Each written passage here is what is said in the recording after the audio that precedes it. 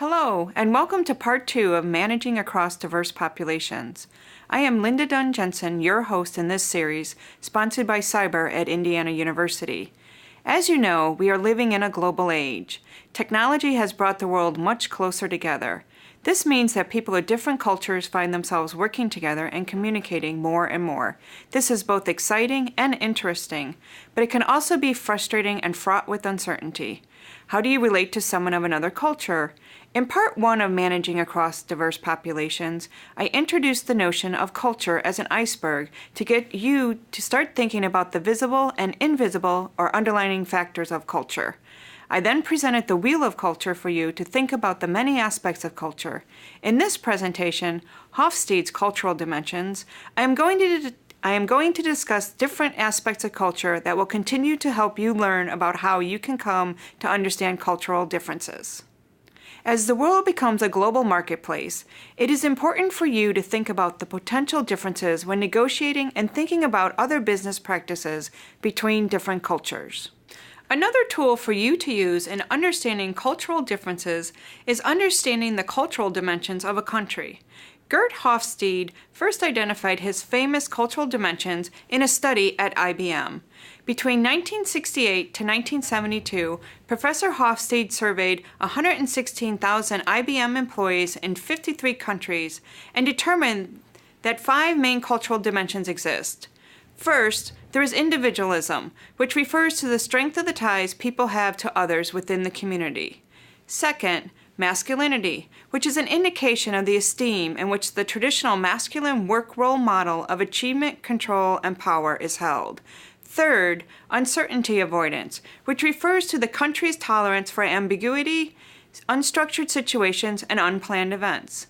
Fourth, long-term orientation, which is the degree to which the society upholds traditional values. High or low dimensions predispose countries to resist or accept change. And finally, power distance, which is the degree of inequality that exists and is accepted, especially by the less powerful members of a group, organization, institution, or the society. While these dimensions, particularly the first 3, are widely accepted in the intercultural training industry, it's important to remember dimensions show tendencies of the country's culture as a whole and does not consider regional subcultures. For example, differences between the East and the West Coast in the U.S., or differences in northern and southern France, which may have substantial differences. Please remember that these dimensions are to be used as a guide in understanding the difference in culture between countries. They are not set in stone. As always, there are exceptions to the rule.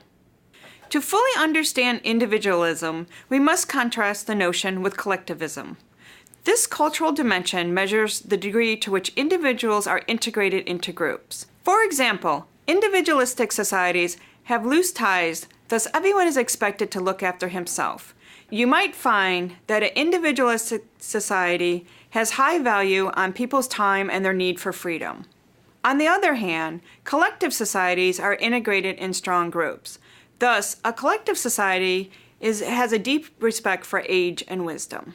Masculinity is about having distinct gender roles and valuing the ability to make money and compete. According to Hofstede, masculinity stands for a society in which social gender roles are clearly distinct.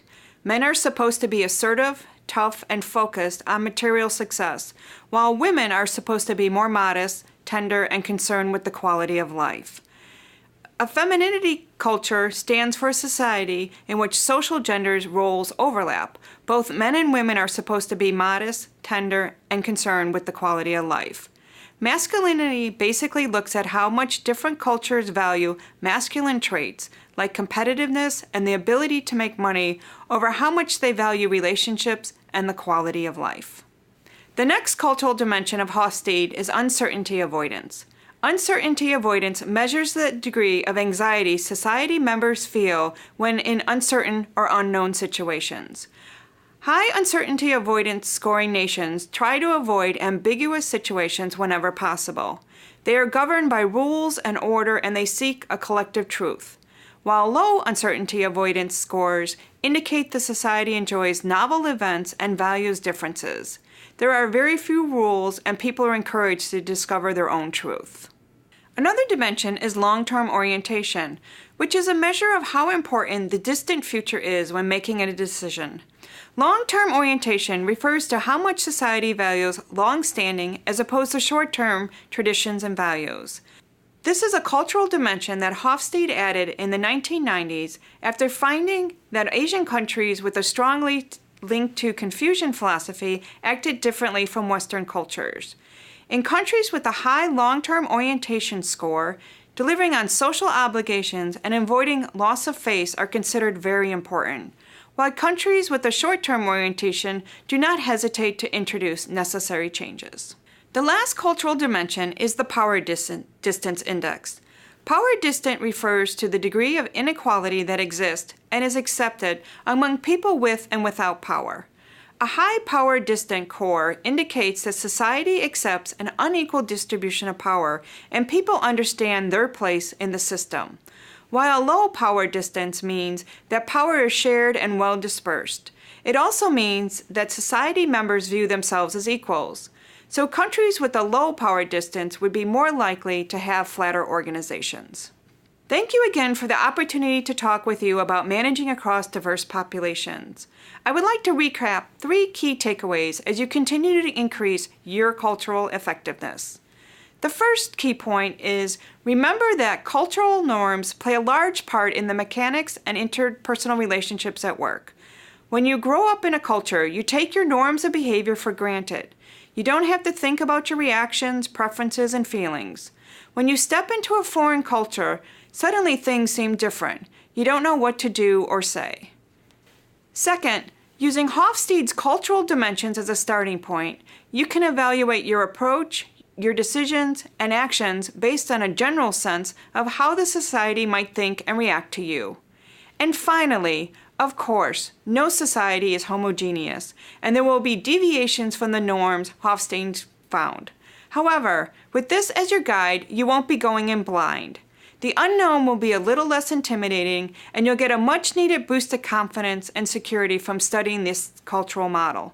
You might want to take a look at your own country's dimensions, or one of a country you're going to visit, to begin to increase your cultural effectiveness. Thank you for your time and attention. I look forward to our next part of the series, Part 3, Applying Hofstede's Cultural Dimensions in Business Interaction Scenarios.